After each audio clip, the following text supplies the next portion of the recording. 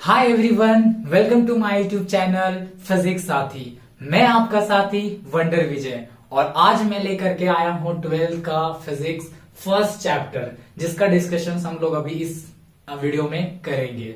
तो video start करने से पहले मैं सबको थैंक्स करना चाहूंगा कि जिन लोगों ने मुझे सपोर्ट किया है और करना है।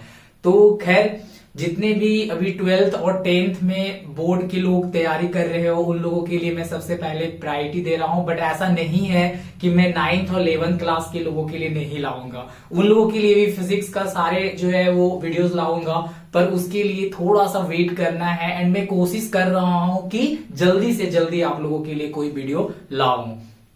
तो खैर, जितने भी लोग मुझे देख रहे हो सारे लोगों के लिए मैं 4 लाइन बोलना चाहता हूं कि मैं तुम्हारे बुने सपने सजते देखना है, तुम्हारे बुने सपने सजते देखना है, उजालों की तरह चमकते देखना है, वो खुशी के आंसू एक पल देखना है, मैं आपके काम आया वो कल देखना है। तो ठीक है, इसी के साथ मैं आज का सेशन स्टार्ट करता हूं, जो कि है 12th फिजिक्स का चैप्टर। तो यहां पर जो है सो सबसे पहले मुझे ये जानना है कि देखिए, सबसे पहले कोई भी चैप्टर आप देखने जा रहे हो, समझने जा रहे हो, तो उसका पहले जितने भी टॉपिक्स होते हैं वो माइंड में रिकवर होना चाहिए कि आप उस चैप्टर से क्या क्या जानना चाह रहे हो या वो चैप्टर आपको क्या देना चाह रहा है बेसिकली। तो इसलिए मैं चाहता हूं कि जो हमारा सिलेबस प्रोवाइडेड है उसको जो है वो यहाँ पे हम लोग देखें और शॉर्ट में पहले दिमाग में सेट करें कि इन लोगों का किरदार क्या है इस पूरा चैप्टर में जो है। सो इन लोगों के लिए इसके पीछे ही जिन चीजों को स्टडी करेंगे हम लोग, वो सारे टॉपिक्स को यहाँ पे हम लोगों को देखना है। तो सबसे पहले क्या होगा कि जो भी हमारे चैप्टर्स के टॉपिक्स होते हैं उसको आप पहले रिमाइंड करते रहो कि हमको इस चैप्टर में ये चीजों को स्टडी करना है, ये टॉपिक वाइज हम लोगों को देखना है कि चलो चैप्टर 1 में इन सारे चैप्टर को जितने भी टॉपिक्स यहाँ पे देख रहे हो आप, ये सारे चीजों को जो है सो एक लाइन बाय लाइन हम लोगों को देखना है। हर एक वर्ड का क्लियरिटी हमारे पास होना चाहिए। तो बेसिक चीज यहीं पे हम लोग जानेंगे, इसी में से हम लोग बोर्ड में जानेंगे कि किन किन पॉइंट से सबसे ज्यादा जो है वो क्वेश्चन पूछे जाते हैं और उन चीजों पर हम लोग गौर करेंगे। तो सबसे पहले एक टॉपिक वाइज अगर हम लोग देखें तो हमारा जो टॉपिक है वो इलेक्ट्रिक चार्ज है, दूसरा जो टॉपिक है क्वांटाइजेशन ऑफ चार्ज है, तीसरा टॉपिक कंजर्वेशन ऑफ चार्ज, चौथा टॉपिक कूलम्स लॉ, पांचवा जो टॉपिक है वो electric field intensity and 6 topic जो है वो इलेक्ट्रिक डाइपोल। फिर 7 चैप्टर जो है वो फील्ड को हम लोग अभी यहां पे डायपोल जब स्टडी करते हैं तो 2 पॉइंट आ जाता है कि डायपोल का एक एक्सियल पर कितना फील्ड होता है वो देखते हैं हम लोग और इक्वेटर पे कितना होता है वो देखते हैं। फिर जो हमारा 8th टॉपिक है वो है टॉर्क ऑन डायपोल। अब टॉर्क आता है तो कितना वहां पे टॉर्क, डायपोल आता है तो कितना टॉर्क वहां पे डेवलप होगा, वो हम लोग इस 8th टॉपिक में देखेंगे। एंड 9th टॉपिक में हमारा है इलेक्ट्रिक फ्लक्स। तो ये सारे जो टॉपिक्स हैं वो सारे लाइन बाय लाइन हम लोग एक स्मॉल ट्रिक्स वाइज या जितने भी चीजें कनेक्ट हो सकता है उसके जरिए हम लोग देखेंगे।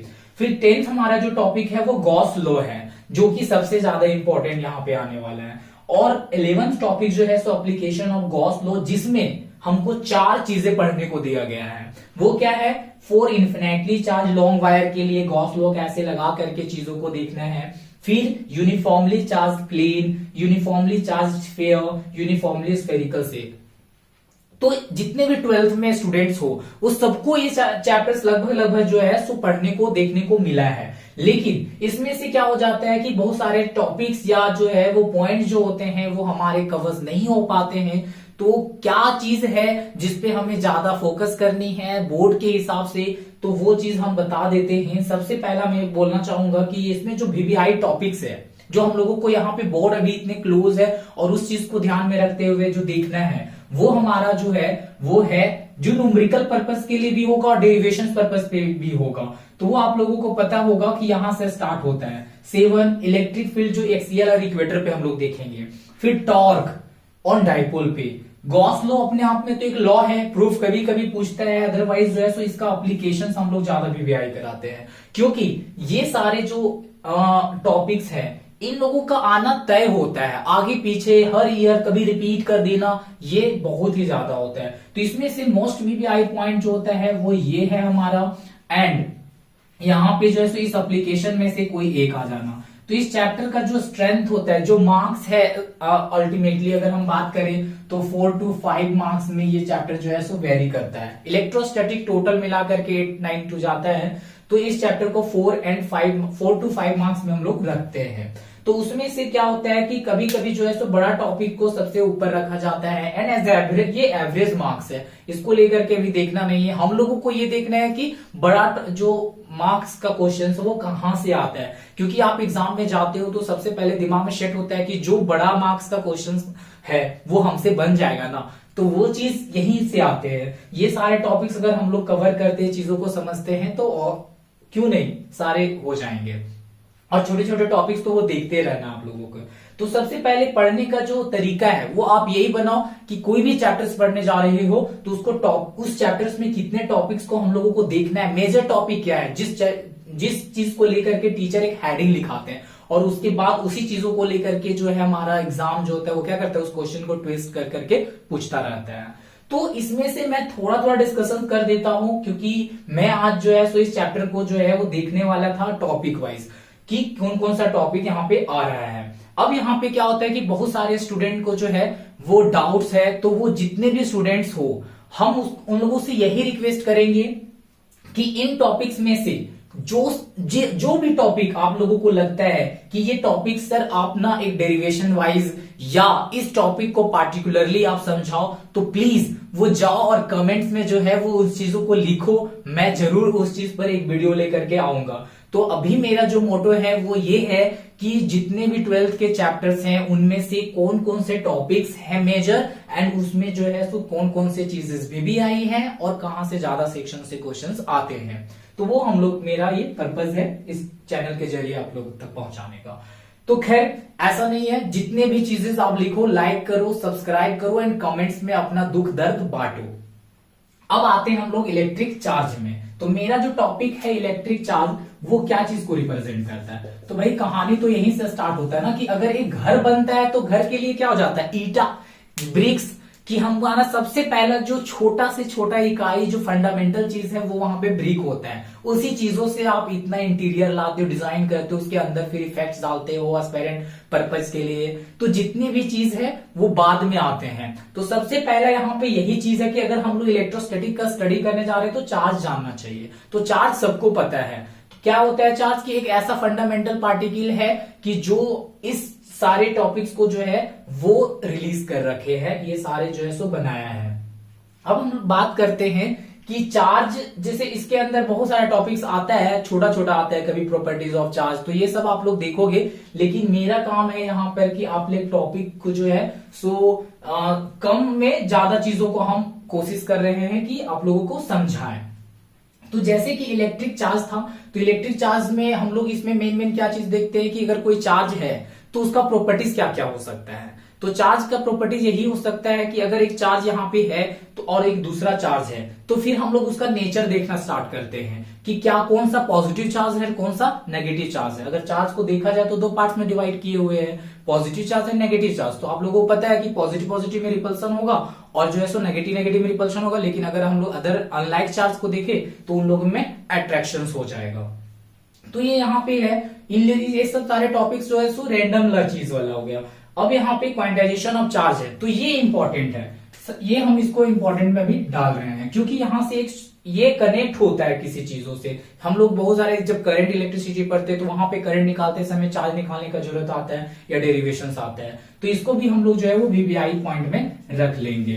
अब बात आता है कि क्वांटाइजेशन ऑफ चार्ज होता क्या है। तो क्वांटाइजेशन का मतलब, क्वांटाइजेशन वर्ड जो बना है क्वांट से बना है। किससे बना है? क्वांट से, मतलब चार्ज को क्वांट करना ही क्वांटाइजेशन ऑफ चार्ज है। तो क्वांटाइजेशन ऑफ चार्ज में क्या होता है कि बेसिकली हम लोग एक इलेक्ट्रॉन का चार्ज जानते हैं, वो कितना होता है 1.6 इंटू 10⁻⁻⁹ कूलम। तो अब हमको पता चल गया है, आपको ये दे दिया गया है कि एक चार्ज पार्टिकल का जो वैल्यू होता है वो इतना होता है। अब क्या है कि आप कोई भी दो चीजों को रब्ड करते हो, कोई भी दो थिंग्स को आप रब करते हो, तो हो सकता है कि एक बॉडी से जो चार्ज का अमाउंट है वो दूसरे चीज में जा रहा, कौन जाता है? इलेक्ट्रॉन्स। तो जो इलेक्ट्रॉन्स है उनका जो लॉस गेन होता है उससे जो बनता है हमारा पॉजिटिव चार्ज या नेगेटिव चार्ज, वो हम लोगों को यहाँ पे काउंट करके चार्ज के फॉर्म में आंसर करना होता है। जैसे कि हमने देखा एक अगर इलेक्ट्रॉन मान लेते हैं कि एक इलेक्ट्रॉन या जो ऐसे एक इलेक्ट्रॉन का चार्ज का वैल्यू इतना है, अब n नंबर ऑफ जा रहा है, जैसे 2 जाता तो 2 से मल्टीप्लाई कर देते, यूनिटरी मेथड भाई, तो 2 से। अगर यहाँ पे 3 है तो 3 से मल्टीप्लाई करते, 4 होता तो 4 से मल्टीप्लाई करते। तो इसी तरह से अगर हमारे पास n है, हमको अभी नहीं पता कितना गया है, तो उस टाइम पे हम क्या करते हैं कि n लेकर के चलते हैं और हम मान के चलते हैं कि जो वैल्यू होगा वो n ही होगा। तो क्वांटाइजेशन ऑफ चार्ज एक अपने आप में मैथमेटिकल रिप्रेजेंटेशन है जो क्या रिप्रेजेंट करता है, Q इक्वल्स टू एन को। जनरली इसको कोई कोई प्लस माइनस भी लेकर के चलते, क्यों लेना चाहिए, क्योंकि आपको पता है कि अगर हम प्रोटॉन की जैसे चीजों को पॉजिटिव चार्ज के लिए लिखना चाहते हैं तो इन सारी चीजों के लिए जो है वो हम लोग पॉजिटिव को लेंगे, एंड अगर हम इलेक्ट्रॉन्स की बात करें तो उसके लिए नेगेटिव ले लेंगे। लेकिन जनरली हम लोग जो है वो हम लोग मैग्नीट्यूड ही लेकर के जाते हैं। तो नेगेटिव कब लेंगे, जब हम इलेक्ट्रॉन जैसे चीजों के लिए डिस्कशंस करेंगे, ठीक है ना। तो ये बस हम आप लोग को बस यही चैनल, ये सारे टॉपिक से बस आपको परिचय कराना चाह रहे हैं कि टॉपिक्स में है क्या। आप बहुत सारे लोग इसमें से जानते हो और जिन लोगों को नहीं पता है वो इस वीडियो के जरिए जानोगे। और इसके अलावे अगर आपके पास किसी पार्टिकुलर टॉपिक में अगर डाउट्स आते हैं तो आप कमेंट सेक्शंस में करो और मुझे बताओ, ताकि मुझे पता चले कि एक्चुअली हमको किस टॉपिक्स पे ज्यादा काम करना है। जो मुझे लगता है वो मैं करूंगा, लेकिन आप लोगों का जो डाउट होगा उस वाइज भी मैं चलूंगा। अब बात आता है क्वांटाइजेशन ऑफ चार्ज हो गया, कंजर्वेशन ऑफ चार्ज, ये तो यार 9th क्लास से देखते आ रहे हैं, वहां पे भी केमिस्ट्री में मिला था, फिजिक्स में मिलेगा। तो यहाँ पे क्या है कि कंजर्वेशन ऑफ चार्ज जो है तो बेसिकली क्या रिप्रेजेंट करता है कि जो भी कोई बॉडी होता है, तो अगर हम दो बॉडी को रब्ड कर रहे हैं, जैसे कि मैं ना दो यहाँ पे जो है वो मार्कर ले रहा हूं, तो अगर ये दो मार्कर को हम रब कर रहे हैं, वैसे तो अदर थिंग्स से ये सारे जो है फ्रिक्शन लेस ज्यादा दिख रहे हैं, तो मान के चलो कि ये हमारे पास दो थिंग्स है, दो ऑब्जेक्ट है जो क्या कर रहे हैं कि हम इसको रब्ड कर रहे हैं, फ्रिक्शन करा रहे हैं। तो फ्रिक्शन कराने से क्या होता है कि बेसिकली अगर मान लीजिए कि यहां से 4 इलेक्ट्रॉन इसमें गया, तो 4 इलेक्ट्रॉन के इक्वल इस पर 4e प्लस 4e जो है वो चार्ज डेवलप हो जाएगा इस पे Q1, और इतना ही अमाउंट जो है वो जो गेन करेगा उस पर चार्ज जो है सो डेवलप हो जाएगा, ठीक है ना। तो बेसिकली हम पूरा सिस्टम के लिए देखते हैं, किसके लिए देखते हैं, पूरा सिस्टम के लिए देखते हैं। तो हमारा सिस्टम में नेट चार्ज कितना है, बिल्कुल 0। यहां पे 4e माइनस अगर 4e करते हैं तो आंसर कितना आता है मेरा 0।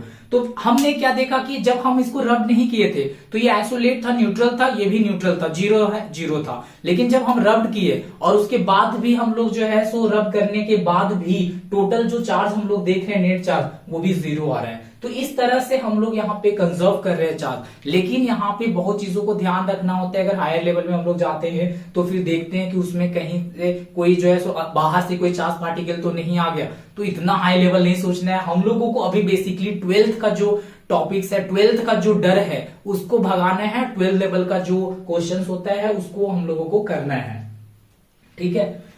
तो अब हम लोग आते हैं, ये है कंजर्वेशन की कंजर्व होते हैं चार्ज, क्या होते हैं, कंजर्व होते हैं। सबको पता है कि हम लोग चार्ज को ना तो डिस्ट्रॉय कर सकते हैं ना ही उसको जो है वो हम लोग क्रिएट कर सकते हैं, ठीक है ना, बस इसको हम लोग कंजर्व करते हैं। अब बात आता है कूलम्स लॉ। तो सबको पता है भाई कूलम्स जो है वो इस चैप्टर में दर्द दे करके गया है। तो यहाँ पे दर्द क्या है इस बात का कि यहीं से तो पूरा कहानी स्टार्ट करता है। ये ही तो पागल था जो यहां से जो है सो बड़े बड़े टॉपिक्स को खींचना स्टार्ट कर दिया। तो क्या था वो कि इन्होंने बोला, लेकिन सबसे पहले तो मैं साइंटिस्ट लोग को, जितने भी साइंटिस्ट हैं उन लोगों को थैंक्स करना चाहूंगा कि उन लोगों के लिए चलते ही हम लोग जैसे का रोजी रोटी चल रहा है। तो खैर दर्द, हम भी जब स्टूडेंट थी तो मेरे लिए भी दर्द था, दर्दनाक चीज था, बट कोई नहीं, जब आप टीचर्स बनते हो या उस मुकाम पे पहुंचते हो जब इन्हीं का चीज से आप पैसा या रोजी रोटी चल रहा होता है तो ऑफकोर्स अच्छे लगने लग जाते हैं। तो यहाँ पे जो है वो कूलम्स लॉ को अगर हम लोग देखते हैं तो ये कहा था कि अगर कोई भी दो चार्ज है, अगर उनके बीच में कुछ डिस्टेंस है तो ये फोर्स जो होगा वो डायरेक्टली प्रोपोर्शनल होगा इन दोनों का प्रोडक्ट का, यानी इन दोनों को मल्टीप्लाई करो एंड इनवर्सली प्रोपोर्शनल होगा इनका square of the distance between them, मतलब इनके बीच का जो डिस्टेंस होगा उनका स्क्वायर करके हम इनवर्सली प्रोपोर्शनल का रिलेशन देंगे। तो यहां पे जब हटता है प्रोपोर्शनलिटी तो एक के आता है और Q1 Q2 by are square हम लोग यहाँ पे बोलते हैं। तो अगर हम लोग देखें इस फॉर्मूला को तो इसको अलग से डिफाइन करना होता है, तो इसको हम लोग कितना बोल लेकर के चलते हैं 1/4 पाई एप्सिलॉन नॉट। अब यहाँ पे क्या होता है कि यहाँ इसी चीज को यहाँ पे बड़ा मतलब ध्यान रखने वाला चीज आ जाता है कि बेसिक चीज यहां से ना कनेक्ट यहाँ पे कर लेता है कभी कभी क्वेश्चंस। तो क्वेश्चंस में कनेक्शन क्या है यहाँ पे कि फोर्स का मीडियम के साथ अगर जब देखना है, इलेक्ट्रिक फोर्स को आप मीडियम के साथ देखना स्टार्ट करते हो तो ये रिलेशन को आप रखो। हमेशा ध्यान रखना है कि अगर हम कोई फोर्स है और मीडियम के साथ रिलेट करना चाहते हैं, कहने का मतलब यही है कि अगर ये दो चार्ज को हम लोग किसी वाटर में डुबा करके और उनके बीच में फिर फोर्स देखना स्टार्ट करते हैं तो वो रिड्यूस हो जाएगा भाई। क्यों? क्योंकि हमारा यहाँ पे रिलेशन जो दिख रहा है वो मीडियम के साथ कैसा दिख रहा है, इनवर्सली प्रोपोर्शनल का। ठीक है, तो मीडियम में जाने के बाद क्या होता है कि एक मतलब बैरियर क्रिएट हो जाता है, लाइक कि आप जो चीज एयर में फील कर रहे हो वो मीडियम में जाओगे तो हल्का सा तो वही फोर्स आपको क्या है, थोड़ा बैरियर मीडियम आकर के क्रिएट कर दिया है। तो इसी चीज को यहाँ पे भी है, इसीलिए इनवर्सली प्रोपोर्शनल का रिलेशन है कि हमारा मीडियम का जो नेचर है इलेक्ट्रिकली कितना ज्यादा होगा, जितना ज्यादा होगा फोर्स का वैल्यू उतना कम होगा। तो यहां पर जो है तो इस चीज का ध्यान रखना है कि हमारा मीडियम के साथ जो फोर्स का रिलेशन है वो क्या है, इनवर्सली प्रोपोर्शनल का। और अगर ये सारे चीज समझ में आते हैं तो इनके बाद जो टॉपिक्स होते हैं वो अपने समझ में आने लगेंगे। अब इनका रिलेशन है तो इसके बाद हमारा एक कांस्टेंट बना दिया कि मीडियम को चलिए इलेक्ट्रिकली डिफाइन कीजिए, है ना, क्योंकि आप कोई भी चैप्टर स्टडी करते हो तो हर मीडियम को देखने का तरीका बदलता जाता है। फिजिक्स का यही एक प्रॉब्लम पार्ट है कि आपको हर मीडियम को हर अलग अलग वे में देखना है। जब आप जिस चीज को स्टडी कर रहे हो उस वे में उसको देखो। तो यहाँ पे क्या देख रहे हैं कि ये जो डाइलेक्ट्रिक कांस्टेंट के आपको पता होगा कि ये जो डिफाइन होता है, क्या मैंने एक नाम यूज किया है, डाइलेक्ट्रिक कांस्टेंट, और ये भी अच्छा टॉपिक है। तो ये सब तो इन्हीं के अंदर आ जाते हैं। तो K इक्वल्स टू जो डाइलेक्ट्रिक कांस्टेंट है इसको बोला कि जो आप फोर्स जो है वो एयर में फील किए थे और डिवाइड बाय फोर्स जो मीडियम में फील किए थे उनका रेशियो जो है वो रिप्रेजेंट करता है उस मीडियम का स्ट्रेंथ को। बेसिकली हम लोग मीडियम और फोर्स को देखें तो यहाँ पे मीडियम और जो मीडियम का जो नेचर है, जो डाइलेक्ट्रिक कांस्टेंट के वैल्यू दिया हुआ रहता है तो डाइलेक्ट्रिक कांस्टेंट के जरिए देखते हैं तो यहाँ पे जो फोर्स वैल्यू है वो उसके साथ इनवर्सली प्रोपोर्शनल का रिलेशन अभी भी दिखा रहा है। तो यही चीज है कि हम लोग अगर इसको डिफाइन कर रहे हैं तो बोल देंगे कि force in air divide by force in medium. इसी चीज को तो बनाना है।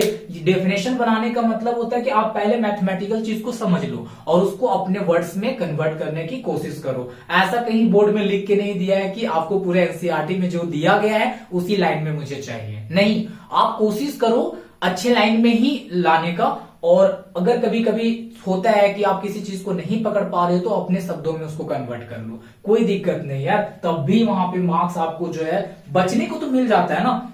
तो यहां पे जो है हम लोग कूलम्ब्स लॉ देख लिए। अब हम लोगों को जो है वो क्या देखना है, इलेक्ट्रिक फील्ड इंटेंसिटी। तो इलेक्ट्रिक फील्ड इंटेंसिटी क्या होता है, तो यहां पे अब हम लोगों को ये समझना है कि अगर कोई एक चार्ज है तो चार्ज क्या होता है, मैंने इंट्रोडक्शन क्लास में भी बताया था कि एक चार्ज क्या करता है, अपने चारों ओर एक फील्ड जनरेट करता है।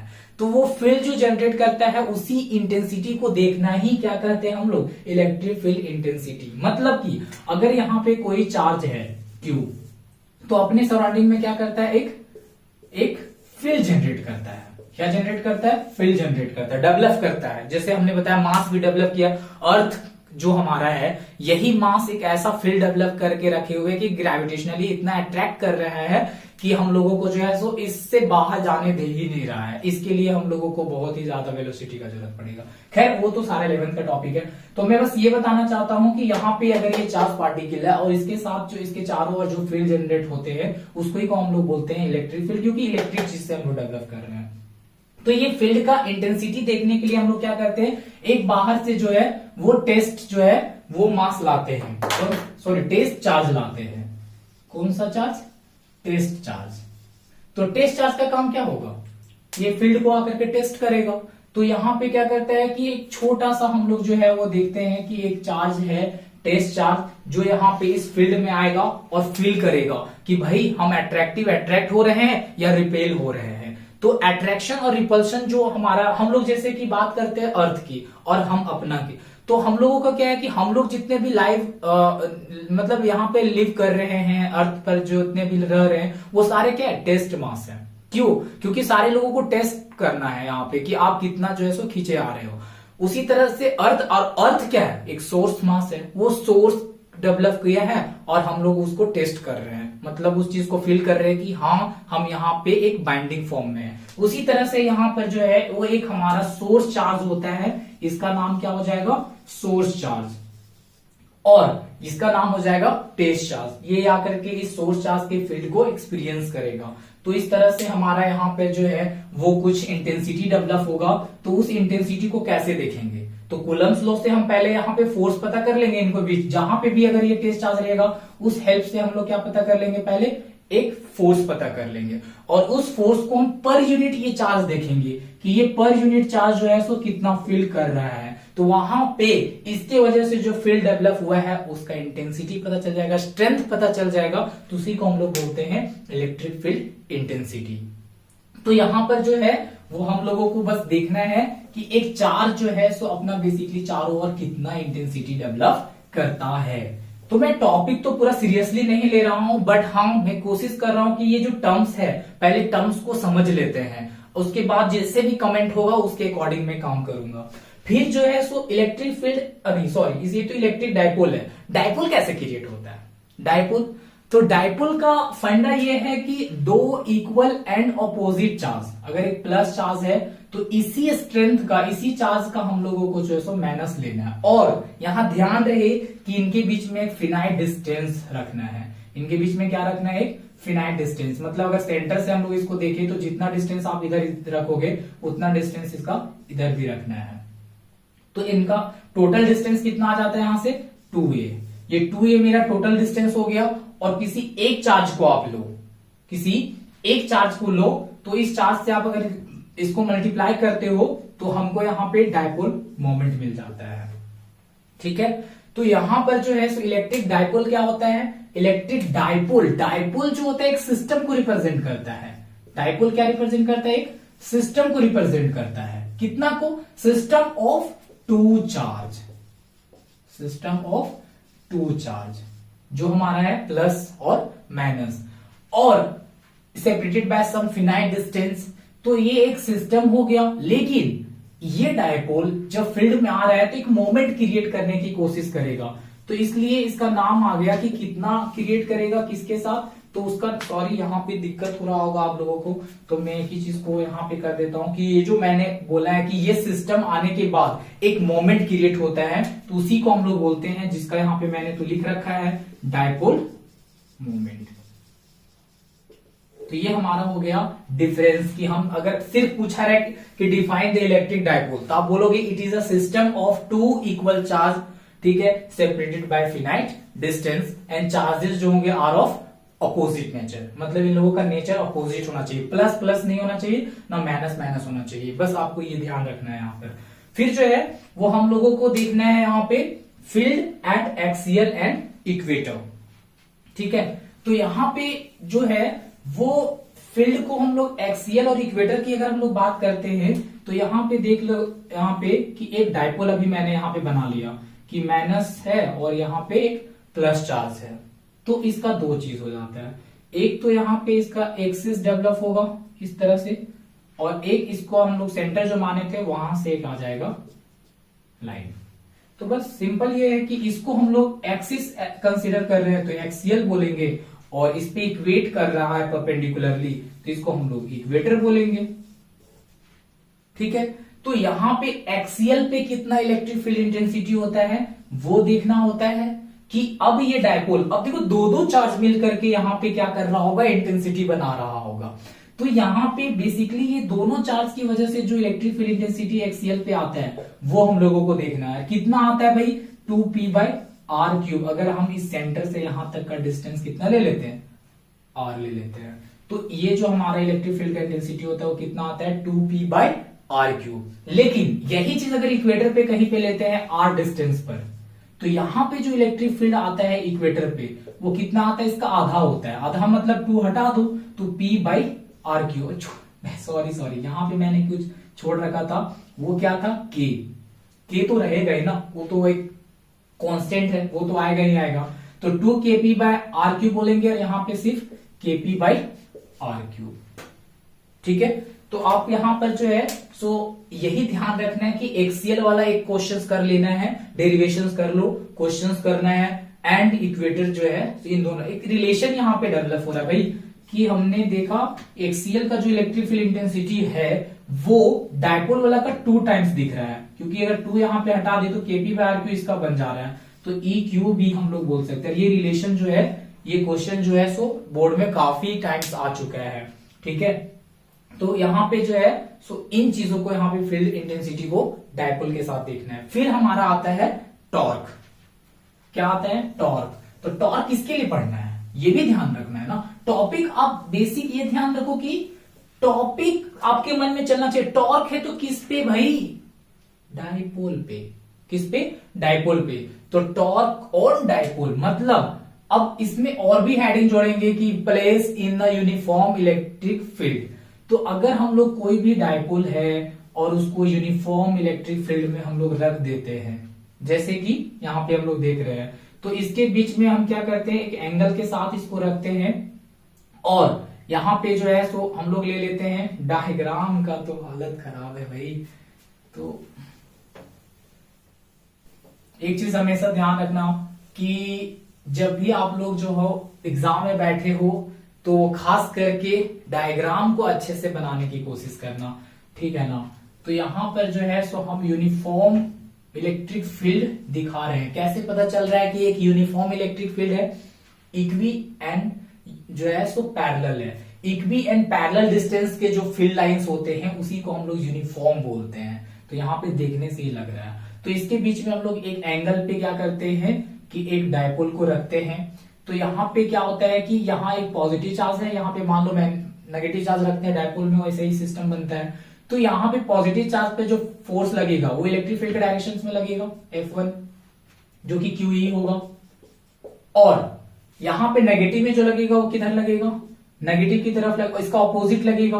तो इसका F2 मान लेते हैं और इसका भी वैल्यू कितना हो जाएगा QE, बस डायरेक्शन अपोजिट होगा। तो यहाँ पे क्या रहा है, इस पॉइंट के साथ अगर हम लोग देख रहे हैं, O पॉइंट के साथ सेंटर के साथ देख रहे हैं, तो ये फोर्स इसको क्या करेगा, ऐसे क्लॉकवाइज घुमाने की कोशिश करेगा। ये भी फोर्स इसको क्लॉकवाइज घुमाने की कोशिश करेगा। तो इससे क्या होगा, ऑल ओवर जो है सो हमारा दोनों डायरेक्शन अगर मोमेंट देख रहे हैं, यहाँ इसी को तो नाम पड़ा, इसीलिए डायपोल के लिए हम लोग डायपोल मोमेंट पढ़ते हैं कि ये मोमेंट क्रिएट कर लेता है फट से।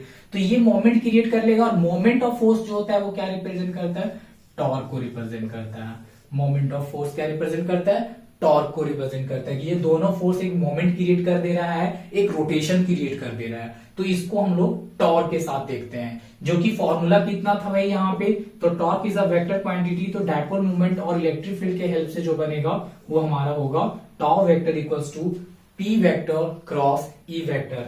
और अगर हम लोग इसको मैक्सिमम में देखें तो हम लोग फॉर्मूला होता है पी साइन थीटा, और थीटा जो है वो एट 90 डिग्री पे जो है वो टॉर्क क्या हो जाएगा, मैक्सिमम हो जाएगा। वो कितना होगा, पीई साइन 90 का वैल्यू 1 हो जाएगा। तो उस हिसाब से हम लोग अगर इसको देखें तो पीई हो जाएगा। ठीक है, तो यहाँ पे टॉर्क देखना होता है। बाकी जो 0 डिग्री 180 डिग्री बनता है वहां पे जो है सो टॉर्क क्या होगा, 0 होगा। कितना कितना डिग्री पे, 0 डिग्री पे एंड 180 डिग्री पे। तो इन दोनों सारे जो एंगल्स हैं इन पे टॉर्क 0 होगा। और 90 डिग्री अगर है हम किसके बीच का एंगल, तो इनका यानी कि P vector and E vector के बीच का एंगल। वो क्वेश्चन आपको बता देता है, लिख के दे देता है, बस आपको उसको जज करना है। तो बेसिक हमको ये देखना है कि यहाँ पे हमको क्या पढ़ना है, और अभी बेसिक जो है सो टॉपिक को समझने की कोशिश करना है कि अच्छा इसमें ये देखने को मिलता है। खैर ये बैचेंस मिट ना जाए, लाइक शेयर एंड सब्सक्राइब। तो मैं प्लीज फिर से ध्यान दिला दूं कि ये जो चैनल है अभी समझो कि चलना सीख रहा है। तो प्लीज इस टाइम पे आप लोगों का साथ का जरूरत है। एक होता है ना कि कोई बच्चा जब चलना सीखता है तो उस टाइम पे उसको हाथ देने की जरूरत है। आप धीरे धीरे उसको हाथ दो, धीरे धीरे वो चलना सीख जाएगा। तो प्लीज वैसे ही मेरे को भी यहाँ पे आपको क्या करना है कि आप शेयर करो, सब्सक्राइब करो एंड कोशिश करो कि मुझे जितना ज्यादा है वो सपोर्ट करो। फिर जब एक सपोर्ट मिल जाएगा ना, आपको मेहनत करने की जरूरत नहीं, मैं मेहनत करूंगा और मेरा चैनल खुद में खुद जो है सो ग्रोथ करेगा। तो खैर ये सब तो होता रहेगा। Electric flux, what is electric flux? ये बड़ा अच्छा चीज है इलेक्ट्रिक फ्लक्स। फ्लक्स का मतलब जब भी टर्म्स अगर आपको सुनने को मिलता है फ्लक्स, तो फ्लक्स का मतलब हो जाता है फील्ड लाइंस। अगर आप जो है सो कोई भी हम बात करते हैं कि यहां पर जो है वो इलेक्ट्रिक फील्ड, मान लो एक चार्ज है, तो क्या करेगा ये चार्ज अपना सब तरफ एक फील्ड लाइंस जो है वो छोड़ेगा है ना। तो ये सारे जो फील्ड लाइंस को अगर हम लोग देखें तो ये फील्ड लाइंस को काउंट करना ही क्या कहलाता है, काउंटिंग ऑफ। एक लाइन पहले दिमाग में सेट करना है कि counting of field lines is called electric flux.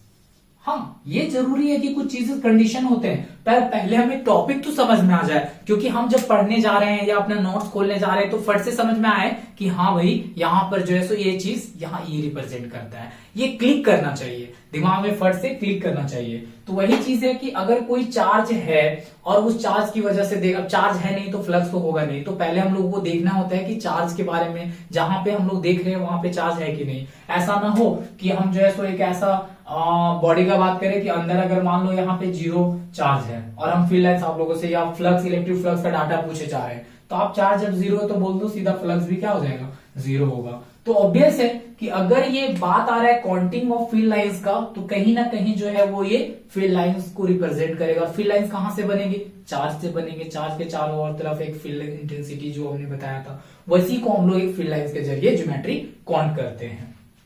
अब हमारा जो यहाँ पे है वो क्या है, अच्छा फ्लक्स का फॉर्मूला क्या होता है। अगर ये मैथमेटिकल रिप्रेजेंटेशन में हम लोग बात करें कि ये फ्लक्स क्या होता है, तो यहाँ पे ये फॉर्मूला बहुत ही ज्यादा इंपॉर्टेंट हो जाता है कि इलेक्ट्रिक फ्लक्स का जो फॉर्मूला है यहाँ पे वो क्या होता है। हाँ बिल्कुल, यहाँ पे इलेक्ट्रिक फील्ड के साथ अगर देख रहे हैं तो electric field dot area vector. और डॉट क्यों यूज कर रहे हैं, क्योंकि हम फील्ड लाइंस को एज अ स्केलर देखते हैं, फील्ड लाइंस को एज अ डायरेक्शन से हम लोगों को मैटर नहीं करता है। तो यहाँ पर जो है so it is a scalar quantity. और अगर ऐसे याद नहीं होता है तो आप हमेशा याद रखो कि जब भी दो वेक्टर का डॉट प्रोडक्ट दिख जाए, यस ऑफ कोर्स वो उस टाइम पे स्केलर क्वांटिटी होगा। कोई भी फिजिकल क्वांटिटी अगर दो वेक्टर का डॉट प्रोडक्ट से डिफाइन होता है तो वो हमेशा स्केलर होगा। ये यहाँ पे याद रखने वाली बात है। तो ये फॉर्मूला है, इसको अगर हम लोग मैग्नीट्यूड वाइज और देखें तो ई ए कॉस थीटा हो जाएगा। और इसके बाद फिर एंगल वाला जजमेंट चलता है कि आप 0 डिग्री पे बताओ कितना फ्लक्स होता है। ठीक है, तो मैं तो पूरा चैप्टर तो अभी बेसिक है कि एक टॉपिक को मैं लेकर के नहीं पढ़ा रहा हूं, मैं चैप्टर को समराइज करने की कोशिश कर रहा हूं कि हर एक टॉपिक आपसे क्या कहना चाह रहा है, क्या बताना चाह रहा है, तो उसको बस मैं डिस्कस करने की कोशिश कर रहा हूं। अब क्या होता है कि वीडियो का अगर लेंथ मैं बहुत ज्यादा लंबा कर दूं तो भी आप लोग जो है सो बोर हो जाओगे कि नहीं इतना लंबा वीडियो एक टाइम में कैसे देखा जाएगा। तो हाँ, अगर लगता है कि नहीं सर वो भी चलेगा आपकी वीडियोस में, तो प्लीज कमेंट करो एंड बताओ कि मुझे पूरा टॉपिक को एक वीडियो के साथ लाना है, या मैं जो सोच के रखा हूं कि हर एक टॉपिक जो स्टूडेंट कमेंट करता है कि सर ये टॉपिक इसमें से जो है आप प्लीज डिस्क्राइब करो या डेरिवेशन या न्यूमेरिकल के साथ ले आओ। एक चीज और, एक सूचना तो मेरे तरफ से ये भी है कि मैं सोच रहा हूं कि जो बोर्ड्स में हो वो सारे लोगों के लिए जितने भी प्रीवियस आस्क्ड क्वेश्चंस हैं वो सब आप लोगों के लिए यहाँ पर जो है वो डिस्कस करो कि क्या क्या है, वो चीजों को भी दिखाऊंगा। तो एक क्या होता है आपके अंदर एक इमेजिनेशन बनता है कि हाँ भाई इस चीज को ज्यादा पूछ रहा गया तो सच में जो सर ने बोला है वो इंपॉर्टेंट है, तो वो भी आपको जो है वो ट्रस्ट कराना इंपॉर्टेंट है। अब यहाँ पे मेरा जो है सो फ्लक्स भी खत्म होता है इसके साथ कि हम लोगों को इसको देखते हैं। अब क्या किया, गॉस जो है सो बोला कि आप फ्लक्स काउंट करने तो सीख गए हो, तो फ्लक्स काउंटिंग को अब जो है वो डाटा के साथ देखो, उसका वैल्यू के साथ देखो। तो बोला कि अगर कोई भी एक लूप होता है, अगर कोई भी एक सरफेस है, एक क्लोज लूप है, ठीक है, जैसे कि हम लोग बात करते हैं एक स्क्वायर की भी बात कर सकते हैं, ये भी अगर हम क्लोज कर दें, या स्फेरिकल चीज की बात करें, किसी भी चीज का, ऐसा नहीं कि बस ये सरफेसियन होना चाहिए, मतलब उसको बंद करना होता है चार्ज को हम लोग, इसका कुछ कंडीशंस भी आप लोग पढ़े होंगे। तो गॉस का बेसिक करना ये है कि आप जो E डॉट डी ए मतलब सरफेस के साथ, मतलब हम क्या करते हैं कि ये एक पूरा स्फेरिकल चीज था, या यहाँ पे देखिए तो इसका एक हम लोग सरफेस पे एक कट लगाते हैं, ये डाटा जो है सो हमारा एक कट सेक्शन को रिप्रेजेंट कर रहा है, तो इसी चीज को हम लोग डी ए बोलेंगे। डीएस भी कोई लिखता है और डी ए भी लिखता है, तो यहाँ पे डी ए लिखेंगे, और इसके साथ जितना इलेक्ट्रिक फील्ड एसोसिएट होगा, मतलब यहाँ पे बहुत चार्ज जो था, यहाँ पे मान लो हम चार्ज रखे थे, तो यहाँ पे जो है सो ये फील्ड लाइंस निकाल रहा था, तो इसके साथ ये लाइन जो मैंने माना है, इतना के साथ जितना भी इलेक्ट्रिक फील्ड एसोसिएट होगा इस एरिया के साथ, ये हमारा फ्लक्स को रिप्रेजेंट करता है, क्योंकि अभी अभी मैंने देखा था कि फ्लक्स जो होता है इलेक्ट्रिक फील्ड और एरिया वेक्टर का प्रोडक्ट होता है। तो हम एक छोटा सा एलिमेंट के साथ पहले देख लेते हैं, और हमको टोटल फ्लक्स ये पूरा सरफेस के साथ निकालना है, तो आप इसको क्या कर दोगे, इंटीग्रेट कर दोगे, और किसके साथ, क्लोज लूप होना बहुत जरूरी है इस टाइम पे। तो अगर कोई ओपन है तो उसको हम लोग क्लोज करते हैं, जैसा कि यहाँ पे जरूरत पड़ता है कि आप लॉन्ग वायर के लिए देख रहे हो तो उस टाइम पे आपको गॉसियन सरफेस इमेजिन करना पड़ता है। तो यहाँ पे ये टोटल फ्लक्स को रिप्रेजेंट करेगा, इसको शॉर्ट में हम क्या बोलेंगे, टोटल फ्लक्स, कि गॉस लॉ ने बोला है कि जो टोटल फ्लक्स होगा उसका डाटा कितना आना चाहिए, जिस चार्ज की वजह से देख रहे हैं वो चार्ज लो और डिवाइड बाय एप्सिलॉन नॉट, बस।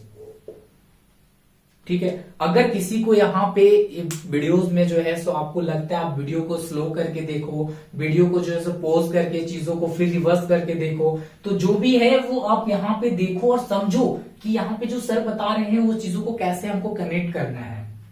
तो टोटल फ्लक्स मेरा क्या हो गया कि चार्ज जो है जो जिस चार्ज की हम बात कर रहे हैं यानी गॉसियन सरफेस के अंदर रख रहे हैं, डिवाइड बाय एप्सिलॉन नॉट। और ये पता है इसका डाटा आप लोगों को कि यहाँ पे क्या होता है 8.854 इंटू 10⁻⁻12, ये डाटा आप लोग देख लो, एंड उससे नहीं आप क्वेश्चन वैसे भी बोर्ड में जो है वो फर्स्ट ही पेज में जो है सो क्या किया जाता है, प्रोवाइड किया जाता है आपको सारे कांस्टेंट का वैल्यू, तो इसका तो टेंशन मत लो कि हर चीज याद करना पड़ता है, ऐसा कुछ नहीं है।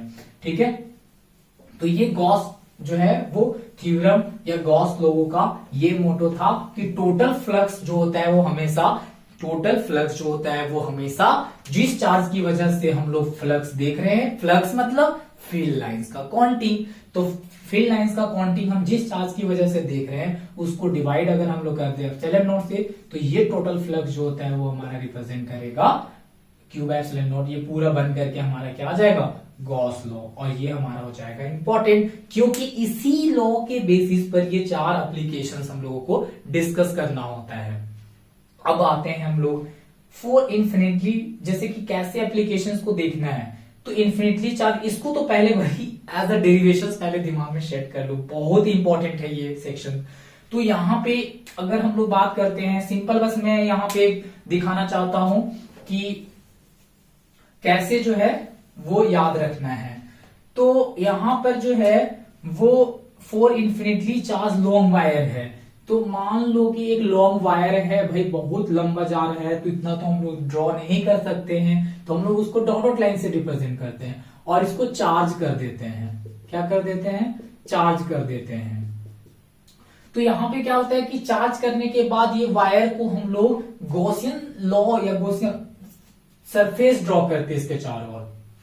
इस लॉ को अगर हमको अप्लाई करना है तो इसमें हम क्या करते हैं कि एक गॉसियन सरफेस जो है वो बनाते हैं। सबसे पहले इसको इनक्लोज करना होगा, इसको पहले बंद करना होगा, और जितना बंद होता है चार्ज उसको उस सेक्शन से हम एक छोटा सा कट ले करके और इस सेक्शन पे पहले हम फील्ड लाइंस देखते हैं। तो यहाँ पे इलेक्ट्रिक फील्ड क्या हो जाएगा, बाहर की तरफ हो जाएगा, और यहाँ पे ये सेक्शन कट करते हैं उसको फिर डीए बोलेंगे या डीएस बोलेंगे। एक चीज हमेशा याद रखना कि जो हमारा एरिया वेक्टर होता है वो हमेशा टुवर्ड्स द व्यूअर होता है। आप बाहर से देख रहे हो तो आपके तरफ होगा एरिया वेक्टर का डायरेक्शन। एरिया वेक्टर मतलब डी ए का डायरेक्शन की बात कर रहे हैं या तो डीएस, ये दोनों सरफेस एरिया को रिप्रेजेंट करता है। तो सरफेस एरिया पर यानी सिलेंड्रिकल सरफेस पर जो कट लगाए हो तो हम लोग को बाहर से देखना, अंदर हम लोगों को जाके नहीं देखना होता है, हमारा डेरिवेशन सब आउटकम से है। तो उस हिसाब से हम जिधर से देख रहे हैं हमारा जो एरिया वेक्टर का डायरेक्शन है वो उधर ही होगा। तो इस केस में इसी वजह से इसका फिर डेरिवेशन होगा कि यहाँ पे जो है वो E vector dot D S vector जो है इसका क्लोज इंटीग्रेशन यहाँ पे क्यूब एप्सिलॉन नॉट के इक्वल होगा। फिर हम लोग यहाँ पे करते हैं कि यहाँ पे जो है सो इलेक्ट्रिक फील्ड इंटेंसिटी इस चार्ज की वजह से पहले हम लोग ले लेते हैं कि कितना होगा, फिर जो है सो उसका इंटीग्रेशन करेंगे। तो फाइनली जाकर के यहाँ पे जो हमारा एक रिलेशन आता है वो कितना आता है 2k lambda by epsilon not, sorry यहाँ पे जो है वो कितना आ जाता है, यहाँ पे जो है वो एक्चुअली यहाँ पे डेरिवेशंस में क्या होता है ना कि आपको चार्ज के साथ आपको ना उससे ज्यादा अच्छा होता है आप एक डेंसिटी का हेल्प लेते हैं हम लोग। और जो है सो चार्ज डेंसिटी हम लोगों को पता होता है कि 3 तरह का होता है, linear charge density, surface charge density, volume charge density. मतलब कि चार्ज का डिस्ट्रीब्यूशन, आप चार्ज को डिस्ट्रीब्यूट कर रहे हो तो ये मैटर करता है कि लेंथ वाइज कर रहे हो या फिर उसको सरफेस एरिया वाइज कर रहे हो या फिर उसको वॉल्यूम वाइज कर रहे हो। तो यहाँ पे उसके हिसाब से करते हैं। अगर आप लीनियर कर रहे हो मतलब चार्ज जो है सो लाइन पे डाल रहे हो तो उसके लिए हम लोग लीनियर चार्ज डेंसिटी यूज करते हैं, ठीक है। और अगर आप सरफेस पर कर रहे हो, ये सरफेस है प्लेन टाइप का चीज और इस पे चार्ज आप डिस्ट्रीब्यूट कर रहे हो, जैसे कि यहाँ पे प्लेन के बारे में डिस्कस करेंगे, तो उस टाइम पे हम लोग जो है लीनियर चार्ज डेंसिटी हो गया यहाँ पे, ये हो जाएगा सरफेस चार्ज डेंसिटी। इसका रिप्रेजेंटेशन जो है सो हम लोग लेमडा से यूज करते हैं और इसका जो होता है वो हम लोग सिग्मा से रिप्रेजेंट करते हैं। और एक हमारा वॉल्यूम आ गया, अगर वॉल्यूम का चीज है और उस पे हम लोग जो है जैसे sphere, spherical shell, spherical shell नहीं क्योंकि ये पूरा तरह से जो है सो वॉल्यूम को रिप्रेजेंट नहीं करता है, इसके अंदर खाली डब्बा होता है, खाली टाइप का चीज हो। तो हम लोग जो है सो इसमें भी जो है वो सरफेस चार्ज डेंसिटी यूज करते हैं। सिर्फ वॉल्यूम चार्ज डेंसिटी हम लोग किसमें यूज करेंगे, स्फेयर में यूज करेंगे। प्लेन में भी हमारा जो है वो सरफेस चार्ज डेंसिटी होगा और वायर में हमारा लीनियर चार्ज डेंसिटी होगा। तो इस तरह से हम लोगों को ध्यान रखना है कि कौन सा डेंसिटी कहां पर यूज कर रहे हैं। तो वॉल्यूम चार्ज डेंसिटी का जो नोटेशन है वो रो यूज करते हैं। तो हम लोग चार्ज डेंसिटी भी देख लेते हैं एक सेकेंड में कि चार्ज डेंसिटी क्या होता है। तो अभी पहले मैंने बताया था, बोल ही दिया हूं, फिर भी देख लेते हैं कि चार्ज डेंसिटी मतलब हो गया कि चार्ज पर यूनिट लेंथ। तो ये हो गया हमारा लीनियर चार्ज डेंसिटी। दूसरा इसका यूनिट भी इंपॉर्टेंट है, coulomb per, coulomb per length का मीटर हो जाएगा, तो कूलम पर मीटर। फिर हमारा क्या है सरफेस चार्ज डेंसिटी। तो सरफेस चार्ज डेंसिटी क्या हो जाएगा हमारा यहाँ पे charge per unit surface area. तो यहाँ पे इसका यूनिट हो जाएगा कूलम मीटर स्क्वायर। और एक हो जाएगा हमारा वॉल्यूम चार्ज डेंसिटी। तो volume charge density charge per unit volume हो जाएगा। तो इसका जो यूनिट हो जाएगा कूलम पर मीटर क्यूब। तो बस मैं इसको एक लाइन ओवर व्यू दिखाना चाह रहा था कि डेंसिटी जो होता है वो ये होता है। अब जो है वो हम इसका यूज करना है। तो यूज करने के तरीके ये होते हैं कि किसको किसके साथ यूज करते हैं वो भी इंपॉर्टेंट है। बहुत लोगों को ये नहीं पता होता है कौन सा डेंसिटी किसके लिए आता है। तो वही चीज मैं बता रहा था कि लीनियर, जैसे लीनियर क्या दिखा मेरे को, लॉन्ग वायर। लॉन्ग वायर क्या है, एक एक्सिस को रिप्रेजेंट कर रहा है, या ऐसे रखो या ऐसे रखो। तो एक एक्सिस के लिए आप यूज करते हो तो लीनियर चार्ज डेंसिटी यूज करो। दो सरफेस हो गया, जैसे प्लेन क्या है, एक प्लेन जो होता है वो दो एक्सिस को रिप्रेजेंट करते हैं, एक्स एक्सिस और ये वाई एक्सिस। तो ये 2D से बना हुआ है। तो 2D के लिए जब हम लोग यूज करते हैं तो सरफेस चार्ज डेंसिटी यूज करते हैं। और यही अगर वॉल्यूम के लिए हम लोग यूज करते हैं तो वॉल्यूम, जैसे कि पूरा एक बॉल इमेजिन करो, तो बॉल क्या है चारों तरफ से जो है सो घिरा हुआ है। तो उस टाइप से उस टाइम पे हम लोग यूज करते हैं volume charge density. And spherical shell भी सर वॉल्यूम है। तो एक्चुअली हम लोग सरफेस भी तो देखना है कि पूरी तरह से कॉन्सेंट्रेटेड है चार्ज के साथ या फिर गैप है। तो देखो डिफरेंस क्या है, ये स्फेयर है और ये हमारा क्या है स्फेरिकल सेल है, ठीक है। तो स्फेयर क्या है कि हमारा पूरी तरह से क्या है सॉलिड है। तो सॉलिड है तो मतलब इसका हर एक पॉइंट पे चार्ज है, अंदर भी है, मतलब पूरा पानी कैसे एक तरह से पूरी तरह से रहता है, तो उसी तरह से हर एक पॉइंट पे चार्ज होगा। लेकिन इसमें चार्ज जो होता है वो सिर्फ सरफेस पर होगा, अंदर तो खाली है। तो इसलिए इसका चार्ज को अगर हम देख रहे हैं तो सिर्फ सरफेस पर है, तो वर्ड आ गया यहाँ पे सरफेस चार्ज डेंसिटी। लेकिन अगर हम इसका देखें तो अब मतलब एक हम लोग बात करते हैं ना कि जो मान लो मेटल का एक बॉल इमेजिन करो, तो मेटल जो होता है वो अंदर तक पूरा होता है, तो हर एक मेटल में क्या होता है, इलेक्ट्रॉन्स होते हैं। लाइक वैसे ही यहाँ पे जो है सो पूरी तरह से अगर हमारा कॉन्सेंट्रेट है तो उसको हम लोग बोलेंगे वॉल्यूम चार्ज डेंसिटी। तो ये हमारा डिफरेंस था चार्ज डेंसिटी का। ठीक है, एक्चुअली क्या होता है कि ज्यादा एक ही सेशंस में लेते लेते दिमाग में थोड़ा सा लोड बढ़ने लग जाता है, लगता है कि कब खत्म होगा, क्योंकि सबसे पहला बात है कि कंटिन्यूअसली आपको इतना चीजों को बोलना होता है। तो हाँ, यहाँ पे बता रहे थे कि लीनियर चार्ज डेंसिटी में जो है सो यूज करके हम लोग लॉन्ग वायर में करते हैं, तो यहाँ पे जो इलेक्ट्रिक फील्ड का फाइनल एक्सप्रेशन आता है वो कितना आता है, तो यहाँ पे जो लीनियर चार्ज डेंसिटी होता है और उसके साथ होता है 2 एप्सिलॉन नॉट आर या 2 के, एक सेकेंड मैं थोड़ा सा गेस कर लेता हूं, यहाँ पे मैं गलत लिख रहा हूं कुछ, तो यहाँ पे हो जाएगा 1 बाई लेमडा यूज कर लेते हैं, lambda by 2 pi epsilon naught R, ये सबसे अच्छा है, इसको ऐसे लिख लेते हैं हम लोग। तो क्या हो जाएगा lambda by 2 pi epsilon naught R. तो यहाँ पे क्या है कि एक चीज ध्यान रखना होता है, इलेक्ट्रिक फील्ड का जो रिलेशन है वो डिस्टेंस के साथ कैसा है, इनवर्सली प्रोपोर्शनल का। मतलब कि अगर एक वायर है और वायर के साथ जो इंटेंसिटी हम लोग देख रहे हैं, जैसे जैसे हम दूर जाएंगे वैसे वैसे हमारा क्या होगा, इलेक्ट्रिक फील्ड इंटेंसिटी घटता जाएगा। ठीक है, तो इसको देख लेना एक बार, डेरिवेशन इसको अच्छे से देख लेना। फिर आता है प्लेन। तो प्लेन में क्या देखना होता है ना कि सबसे पहले इंपॉर्टेंट, ये तो और ज्यादा है, कैपेसिटर में आप इसका यूज करते हो, तो यहाँ पे क्या है कि जो सेक्शंस है वो ये है कि एक अगर हम लोग चार्ज प्लेन सीट लेते हैं, चार्ज प्लेन सीट जो कैसा है, यूनिफॉर्मली चार्ज है। कैसा चार्ज है, यूनिफॉर्मली चार्ज है। तो यहां पर जो है वो इसके, ये प्लेन अगर ऐसा इमेजिन कर रहे थे, एक पॉइंट इधर बन रहा है एक पॉइंट इधर है, तो हम लोग इसको भी जो है क्या करते हैं, एक लूप के जरिए इसको देखते होंगे कि बनाते होंगे। तो पहला तो हमको गॉसियन सरफेस लगाना पड़ेगा ही पड़ेगा, और जहां पे भी हम लोग निकालते हैं वो नेट इलेक्ट्रिक फील्ड इंटेंसिटी जो आता है वो कितना आता है, सिग्मा बाय 2 एप्सिलॉन नॉट। तो यहां पे क्या होता है, यहां पे इलेक्ट्रिक फील्ड का डिस्टेंस के साथ कोई रिलेशन नहीं भाई। तो इसका मतलब क्या हुआ कि तो आप यहां देख लो, यहां देख लो, यहां देख लो, यहां देख लो, कहीं पे भी देखे ये फॉर्मूला चेंज नहीं होने वाला है, बाकी चेंज हो जाते हैं। तो यहाँ पे क्या है कि इंटेंसिटी सेम है, मतलब अगर यहाँ पे अगर इंटेंसिटी की हम बात करें कि 10 न्यूटन पर कूलम यहाँ पे भी है, तो 10 न्यूटन पर कूलम यहाँ पे भी होगा, 10 न्यूटन पर कूलम यहाँ पे भी होगा। हर जगह पे इंटेंसिटी क्या होता है, सेम होता है। और मैं नेक्स्ट चैप्टर में ये भी बताने वाला हूं कि क्यों हम लोग इसको कैपेसिटर में यूज करते हैं, इस प्लेन सीट का क्या फायदा है इसका। तो एक तो फायदा हमें दिख रहा है कि ये डिस्टेंस के साथ कोई रिलेशन नहीं है, यानी डिस्टेंस फंक्शन के साथ कोई रिलेशन नहीं है।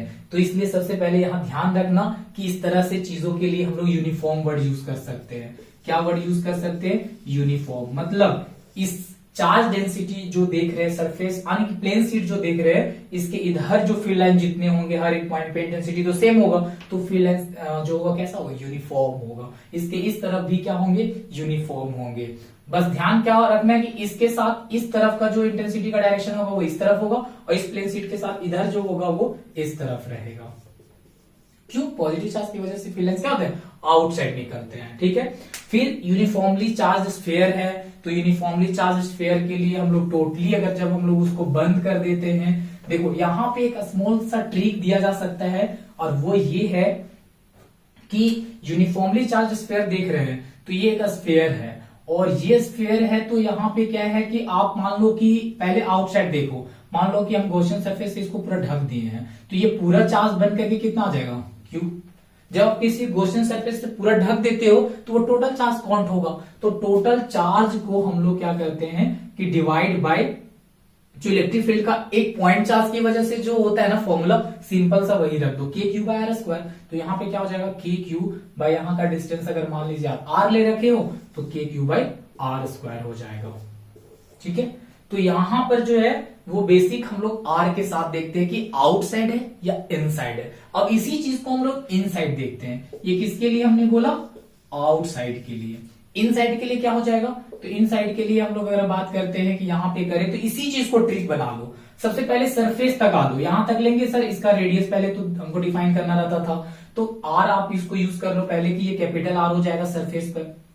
क्यों, क्योंकि हम इसके बाहर जा रहे हैं तो धीरे धीरे डिस्टेंस के साथ इनवर्सली प्रोपोर्शनल का रिलेशन है, आने की इसके साथ जो है सो आर स्क्वायर आउटसाइड के लिए। ये हमेशा ध्यान रखना भाई, ये सब ध्यान अगर थोड़ा सा भी हटता है तो आपको समझ में नहीं आएगा कि कब फील्ड इंटेंसिटी कहां पे कैसे चेंज हो रहा है। तो आप पहले ये ध्यान रखो कि यहाँ पर जो है वो आउटसाइड के लिए जो इलेक्ट्रिक फील्ड इंटेंसिटी होता है वो 1/r² के साथ रिलेशन होता है।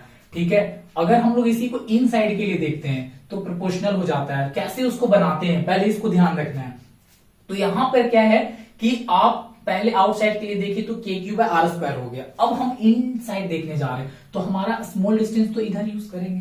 तो ये यूज करने के लिए हम क्या करेंगे, इसको खाली यहाँ पे क्या करो, स्मॉल आर यूज करो, और यहाँ पे ऊपर एक वेरिएबल, सॉरी यहाँ तो इसको आर ही रहने दो भाई, इस ऊपर हम वेरिएबल लाना चाहते हैं ना, इसका डायरेक्टली प्रोपोर्शनल का रिलेशन हम यहाँ पे दिखाना चाहते हैं। तो उस टाइम पे एक पहले स्मॉल आर ऊपर लिखो और यूनिट को सेम रखने के लिए ये स्क्वायर को हटा करके क्यूब कर दो।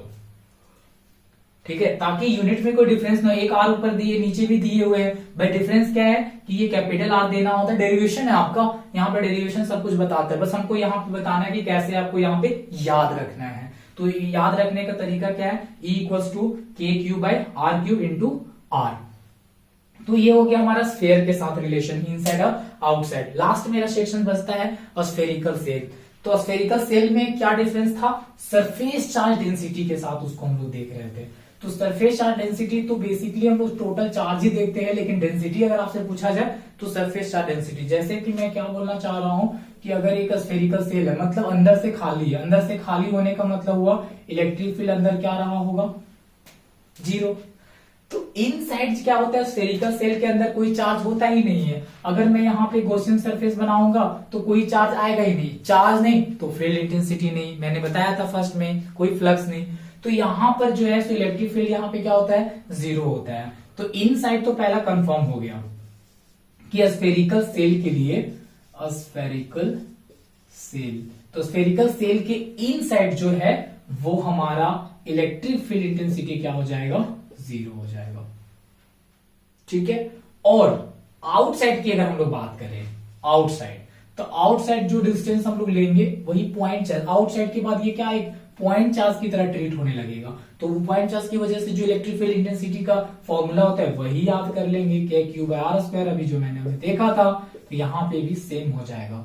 ठीक है, और इसके साथ फिर हम लोग जो है सो इसको जैसे जैसे सरफेस पर लाएंगे यह आर्क बन जाएगा। तो एट सरफेस पर लेंगे तो KQ/R² हो जाएगा।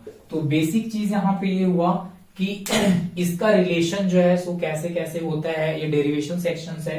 तो यहाँ पे थोड़ा सा दिक्कत हो सकता है कि आप लोगों को फेस करना पड़ रहा हो, लेकिन आप कमेंट सेक्शंस में अगर बताते हो तो ये मैं भी इस पे भी एक एक करके मैं वीडियो लाऊंगा और उसको समझाऊंगा। लेकिन सबसे पहले मेरा टारगेट है कि हर एक चैप्टर का जो है सो पहले वीडियो आ जाए कि हाँ शॉर्ट समराइज मुझे कैसे करना है सर, वो कीजिए। और अगर कोई टॉपिक, वैसे तो बहुत सारे टॉपिक अंदर आ ही जाते हैं, बट अगर आपको कोई टॉपिक इस चैप्टर से particularly electric charge and field से तंग कर रहा हो तो आप कमेंट सेक्शन में डालो एंड मैं उसका एक वीडियो लेकर के आऊंगा। तो thank you guys, thank you for watching. Please like, share and subscribe.